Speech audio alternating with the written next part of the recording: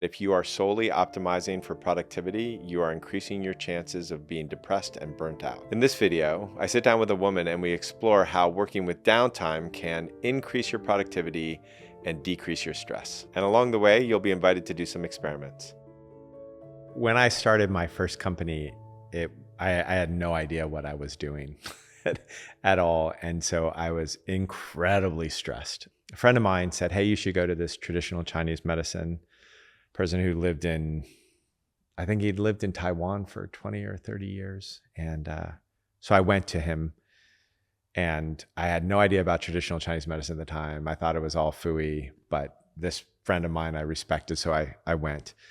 And so he's giving me the treatment, giving me herbs. And I said, "Well, if you were a Western doctor, what would you do?" Mostly as a way to justify, like, okay, he knows what he's doing. And what he said to me was, "Oh, Western doctors, what they would do is you'd be stressed and then you'd start drinking coffee, and then you drink a lot of coffee, and then eventually you would go into depression, and then they would give you antidepressants." And this was before, by the way, this was before there were things like anti-anxiety meds. So this was when there was just Prozac coming onto the market. And I was like, "What?" And he said, "Yeah, so basically the way it works is that your adrenal fatigue happens. You're running off adrenaline. You don't have enough adrenaline, so you use coffee. That amps up your adrenaline, and then eventually your adrenals just fail on you, and then you get depressed. And so then you get antidepressants." And so he gave me some herbs that were to help me refurbish or like reinvigorate my adrenals. But it started to really hit me what's happening there, especially as I became a venture capitalist and I saw CEO after CEO, when they finished with their company, they became depressed. They would finish the company, and then I would call it the pajama period. They would sit in their pajamas for 2 years and do nothing except for beat themselves up for not being relevant. And that was like the typical thing. So what I realized in that was that there's stress. And then if the stress is unaddressed, if you don't get the downtime, if you don't have the parasympathetic nervous system come online enough, you'll get to burnout. And then the burnout will lead to depression. The depression is a whole nother story. There's a whole bunch of things that keep depression in place. And there's things that can create depression in you, like a critical voice in your head that's constantly beating you up. So you're constantly under adrenal attack. So there's other components to it, but they're highly linked that it goes from stress to burnout to depression, especially if it's completely unaddressed. So if you're having stress, it's not to say, oh, stress is bad, because it'll lead to burnout and then it'll lead to depression. It's far more about, okay, how do I create a stress that's actually very positive in my life, right? So it's a life that is completely unstressful, doesn't feel productive or meaningful or bountiful, and one that is completely stressful doesn't work either. So it's more about, how do I balance my stress? And there's a whole bunch of tools that we can go into to get to that. But if you don't recognize that it goes from stress to burnout to depression, you don't have as much motivation to get off that train and to really address the stress right away while it's happening. So in this guided experiment, you're going to get to feel what it's like in your body when there's stress that is helpful and when there's stress that is harmful to you. And it's really easy, but the first thing we need to do is just get comfortable. So close your eyes, relax, get your body comfortable.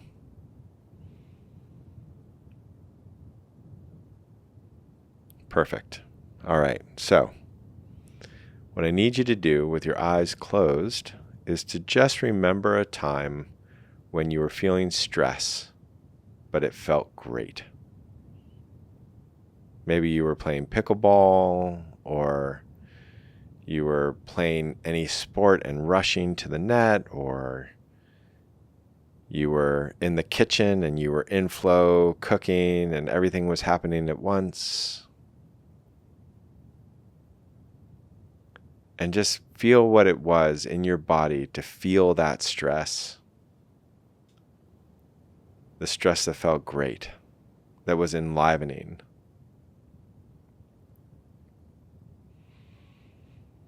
And now I want you to think of a time when you were feeling stress and it sucked. Maybe you were trying to get work done on time, or maybe you were worried about taking a test. Maybe you were scared somebody was going to be upset with you.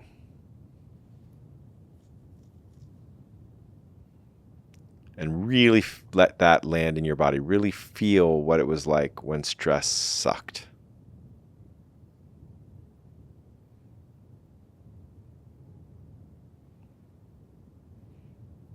Okay, and now just take a deep breath, do a little shake, and go back to the feeling of stress in your body, that time when stress felt great.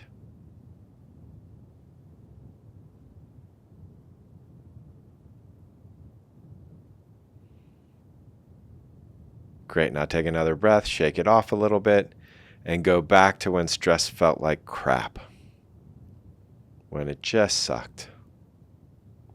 And feel that in your body.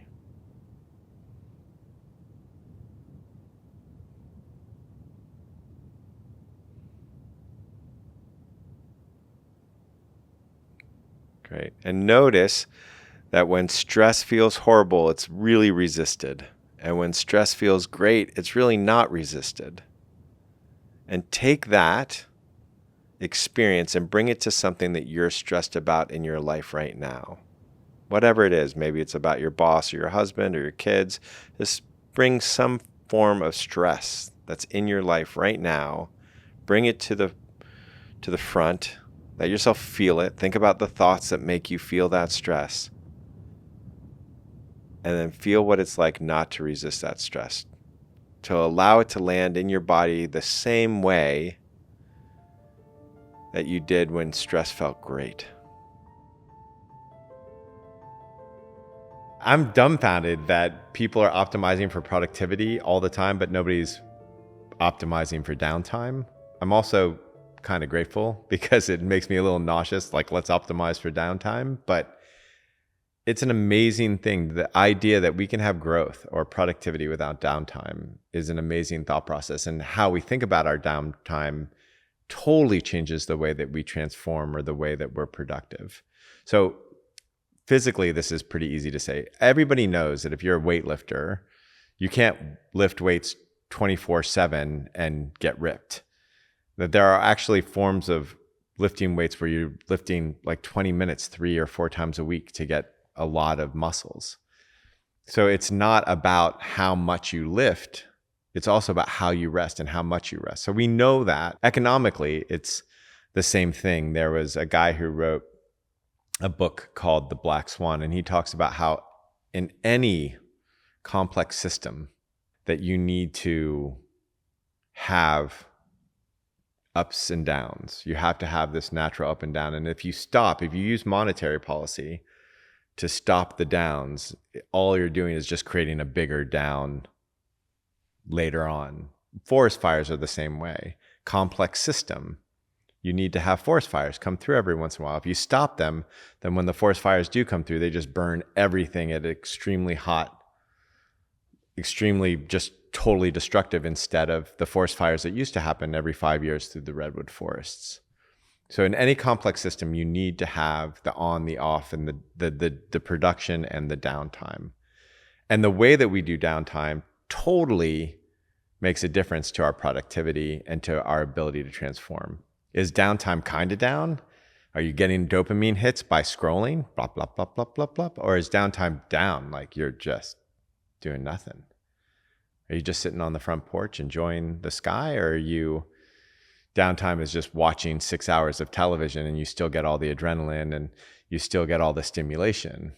So what's the downtime? How do you make use of your downtime is an amazing question.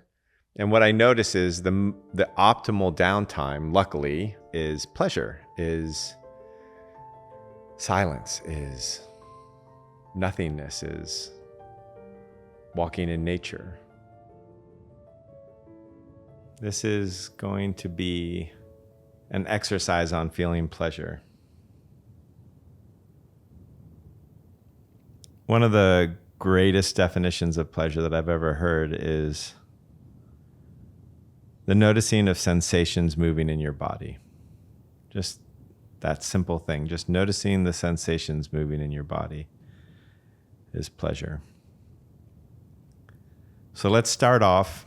Do whatever you need to do for the next 10, 15, 30 seconds to get yourself comfortable. As a matter of fact, anytime during this whole exercise that you can find a way to make yourself more comfortable, you get to do it. You get to make yourself more and more and more and more and more comfortable.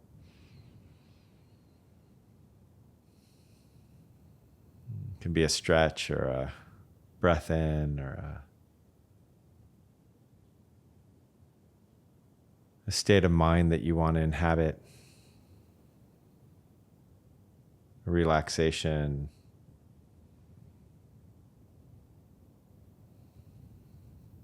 a letting something down, a letting something in, a receiving, whatever you can do to get a little more comfortable.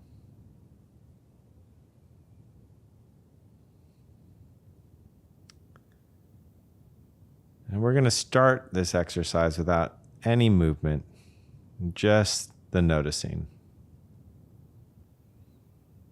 So there's sensations right now happening on the bottom of your feet. You can feel your feet touching something, maybe a sock, maybe the air, maybe your bed. The soles of your feet, they have sensation. You're just going to take pleasure in that sensation. Maybe it's like a little tingle that you can take pleasure in, or a certain kind of heat, certain kind of movement. You can just take pleasure in that. That's the job, is just take some pleasure in the sensations in the bottom of your feet.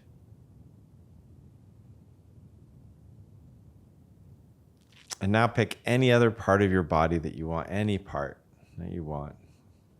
Maybe it's an arm or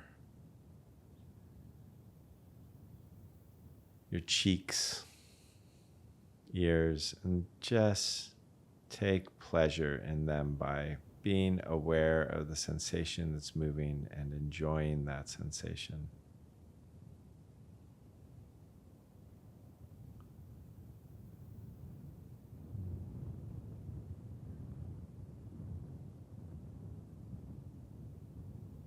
It's just simply enjoying and taking pleasure in this experience of aliveness.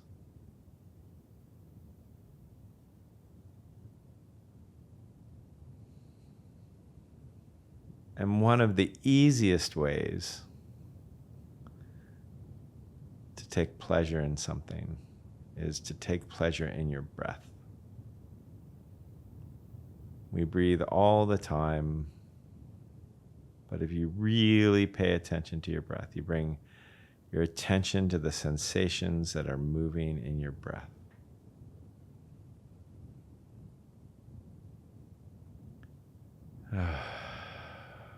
How much pleasure can you take in the next breath?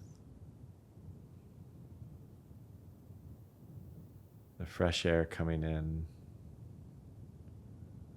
the old air leaving.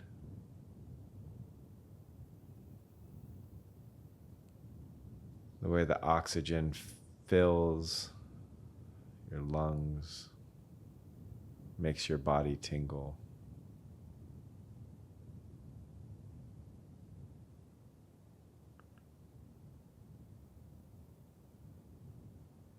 And now you could manipulate your breath to make it even more pleasurable. How deep of a breath is the most pleasurable breath?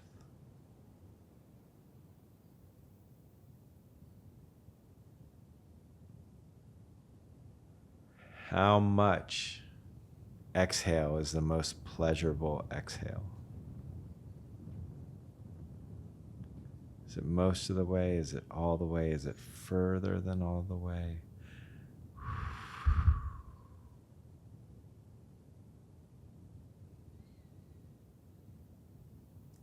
And what's the sound that you can make on the inhale that creates the most pleasure, the most pleasurable sensation?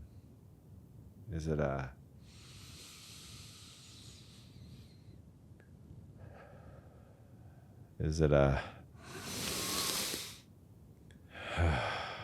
what's that inhale sound that creates the most pleasure? Maybe it's silence, maybe it's subtle.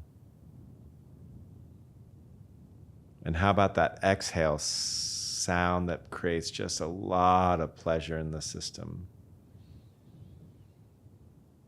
Is it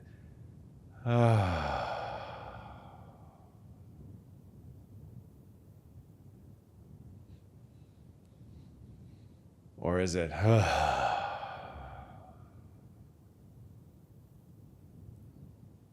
Play with the sounds of the inhale and the exhale and find a way to make each breath even more pleasurable.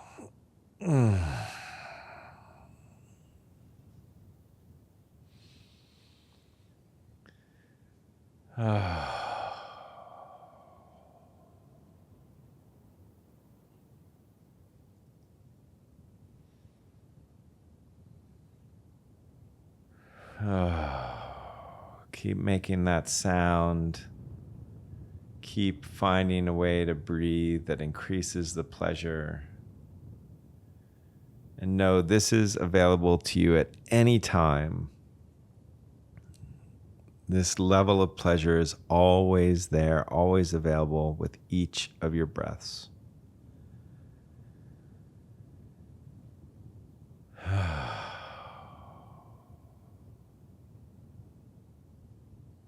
And you can notice as you're breathing in and breathing out and taking pleasure, as you're feeling the sensations in your body move and the pleasure of that, notice that feeling of safety is expanding.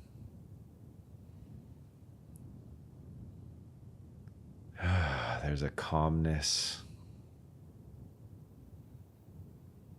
All happening because you are just taking pleasure in life. There's a slowing down. There is an aliveness. All happening because you are just taking pleasure in what is happening. The sensations moving, the breath that's occurring.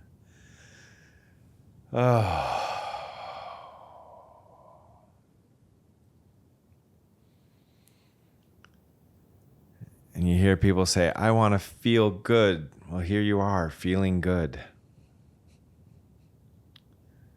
How good do you want to feel? How long do you want to feel this good? And you might notice a little resistance to the pleasure creeping in some way. Oh, it's getting long. Or, oh, this is kind of boring. Or, and I want you to take pleasure in that resistance. Oh, that friction, that sensation. Just breathe into it the way you would breathe into a deep tissue massage.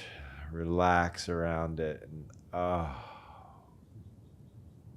yeah. That's it. You're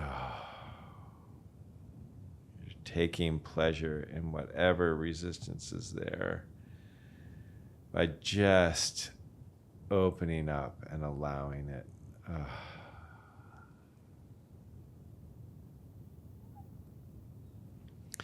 And now we're ready to move.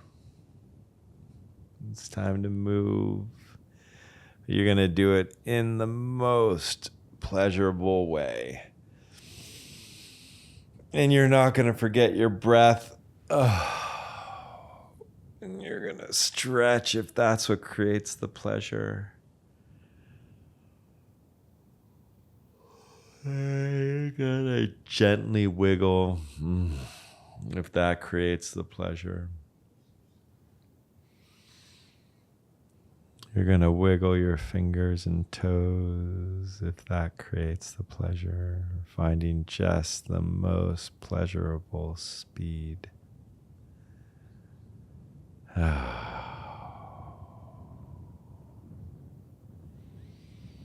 You're just going to keep on moving and keep on breathing, and you're going to keep on expanding into deeper and deeper pleasure. It's the simple pleasure of being alive, of being in this body, of being able to feel. It is so good. It is just so good.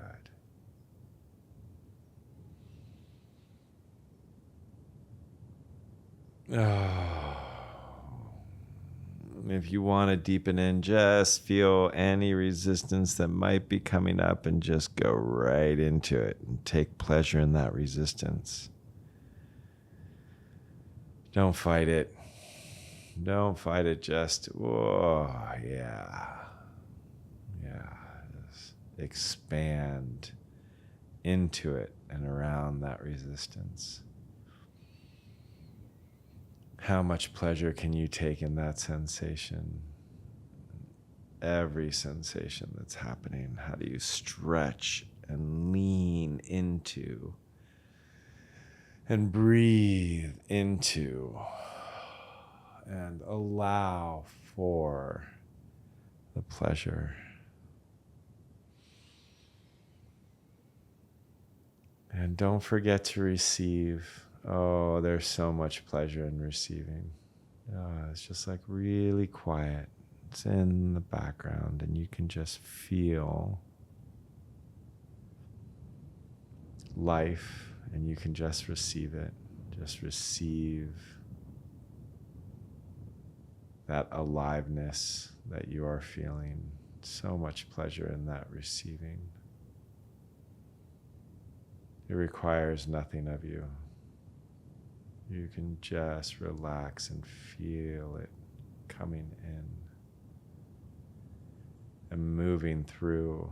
So much pleasure in just receiving and feeling life.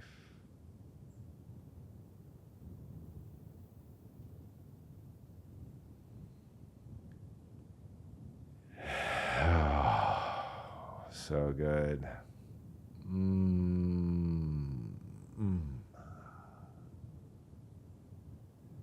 It's just such a simple question. Is this going to be an exercise, or is this going to be a lifestyle? Are you going to take pleasure in 100 breaths today, or just 10? What would you enjoy most?